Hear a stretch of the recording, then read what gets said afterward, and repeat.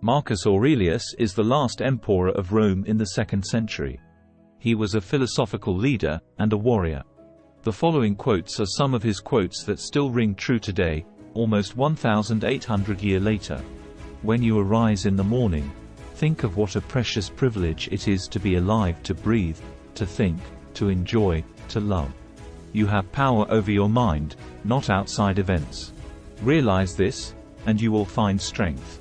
Dwell on the beauty of life. Watch the stars, and see yourself running with them.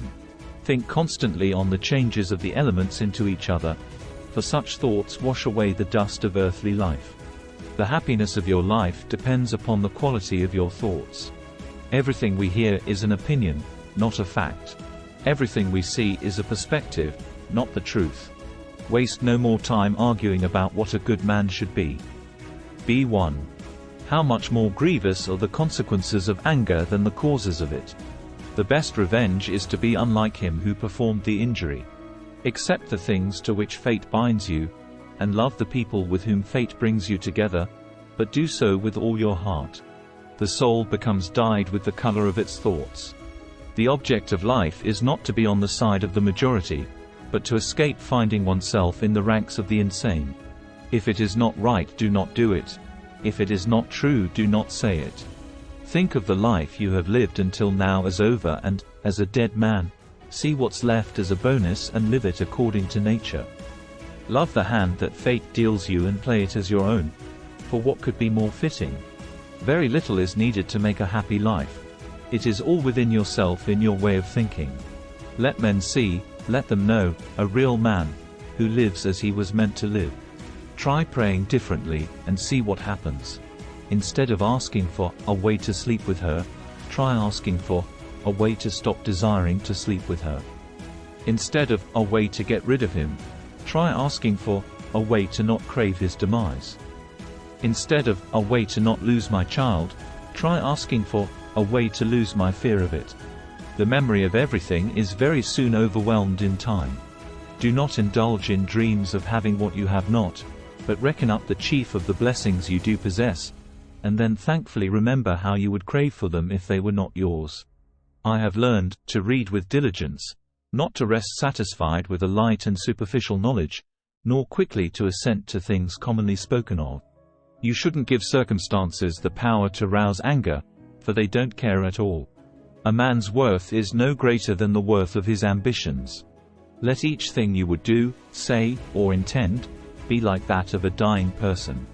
The best answer to anger is silence. Give thyself leisure to learn some good thing, and cease roving and wandering to and fro. Because a thing seems difficult for you, do not think it impossible. Never let the future disturb you. You will meet it, if you have to, with the same weapons of reason which today arm you against the present. The art of living is more like wrestling than dancing, because an artful life requires being prepared to meet and withstand sudden and unexpected attacks. Whenever someone has done wrong by you, immediately consider what notion of good or evil they had in doing it. For when you see that, you'll feel compassion, instead of astonishment or rage. Choose not to be harmed, and you won't feel harmed. Don't feel harmed, and you haven't been. Stay calm and serene regardless of what life throws at you. Kindness is invincible, but only when it's sincere, with no hypocrisy or faking. For what can even the most malicious person do if you keep showing kindness and, if given the chance, you gently point out where they went wrong, right as they are trying to harm you? How much time he gains who does not look to see what his neighbor says or does or thinks, but only at what he does himself, to make it just and holy. If someone is able to show me that what I think or do is not right, I will happily change, for I seek the truth, by which no one was ever truly harmed. It is the person who continues in his self-deception and ignorance who is harmed. Dig deep within yourself, for there is a fountain of goodness ever ready to flow if you will keep digging. All you need are these: certainty of judgment in the present moment, action for the common good in the present moment, and an attitude of gratitude in the present moment for anything that comes your way. It is essential for you to remember that the attention you give to any action should be in due proportion to its worth, for then you won't tire and give up, if you aren't busying yourself with lesser things beyond what should be allowed. Don't be ashamed of needing help. You have a duty to fulfill just like a soldier on the wall of battle. So what if you are injured and can't climb up without another soldier's help? Whatever anyone does or says, for my part I am bound to the good. In the same way an emerald or gold or purple might always proclaim, whatever anyone does or says, I must be what I am and show my true colors. The first rule is to keep an untroubled spirit. The second is to look things in the face and know them for what they are.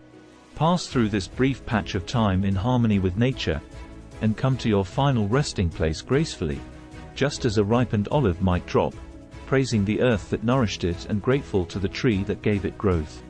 I learned to read carefully and not be satisfied with a rough understanding of the whole, and not to agree too quickly with those who have a lot to say about something. Life is short. The fruit of this life is a good character and acts for the common good.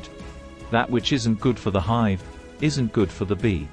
Accept the things to which fate binds you, and love the people with whom fate brings you together, but do so with all your heart.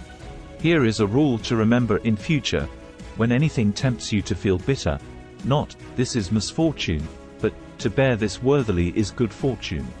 Live out your life in truth and justice, tolerant of those who are neither true nor just. We live only now. Everything else is either past or is unknown. 48. Do not act as if you were going to live 10,000 years. Death hangs over you. While you live, while it is in your power, be good. It is not death that a man should fear, but he should fear never beginning to live. It isn't manly to be enraged. Rather, gentleness and civility are more human, and therefore manlier. The nearer a man comes to a calm mind, the closer he is to strength. Look well into thyself. There is a source of strength which will always spring up if thou will always look. This is the mark of perfection of character, to spend each day as if it were your last, without frenzy, laziness, or any pretending. Every living organism is fulfilled when it follows the right path for its own nature. Begin each day by telling yourself, today I shall be meeting with interference, ingratitude, insolence, disloyalty, ill will, and selfishness. All of them due to the offender's ignorance of what is good or evil. Your days are numbered. Use them to throw open the windows of your soul to the sun. If you do not, the sun will soon set, and you with it. Receive without conceit. Release without struggle. You always own the option of having no opinion. There is never any need to get worked up or to trouble your soul about things you can't control. These things are not asking to be judged by you. Leave them alone. Often injustice lies in what you aren't doing, not only in what you are doing. Whenever you are about to find fault with someone, ask yourself the following question: what fault of mine most nearly resembles the one I am about to criticize? If you are distressed by anything external, the pain is not due to the thing itself, but to your estimate of it. And this you have the power to revoke at any moment.